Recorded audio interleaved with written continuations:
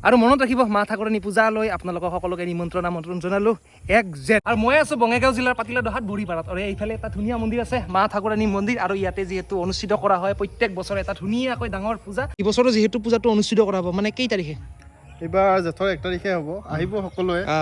বঢ়িয়া ডাঙৰ হয় আৰু ইয়াতে মানে যিটো মানে মনৰ আশা মানে পূৰণ কৰাৰ কাৰণে মানে বৰ মাগে সেইটো মানে পূৰ কৰি দিয়ে আৰু ভগৱানে মানে মায়ে। আৰু এইফালে লিখা আছে মাৰ বিসৰ্জন ঘাটলৈ। আচলতে অলপমান ইয়ানে ফুৰি আহিম, সেই তাৰ পৰা অলপমান ফুৰি আহিম, যিহেতু পথাৰ এইবিলাক চব পথাৰ। আৰু এই পূজাৰ প্ৰস্তুতি চলি আছে আৰু দাদীক লগ ধৰিছোঁ। এইবাৰ দাদীৰ মই একেলগে ধুনীয়াকৈ গোটেইখিনি একেলগে আহি চাম, পূজা চূজা চাম। কিন্তু মই যেতিয়া প্ৰথম আহিছিলোঁ তেতিয়া বহুত সৰু আছিলোঁ, সৰু নহয় আচলতে, এইবিলাক আৰম্ভ কৰা নাছিলোঁ। এই ভিডিঅ' চিডিঅ' বনা কিবা কিবি বহুত বছৰ 5-6 বছৰ আগতে আহিছিলোঁ।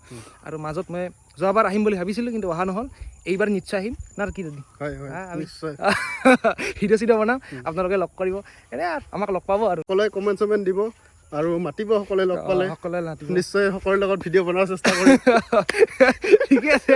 আৰু আপোনালোকে যদি বেয়া নাপায় চাহ একাপ খুৱাই দিব বাছ লাগে আৰু। চবকে কৈছোঁ চবকে।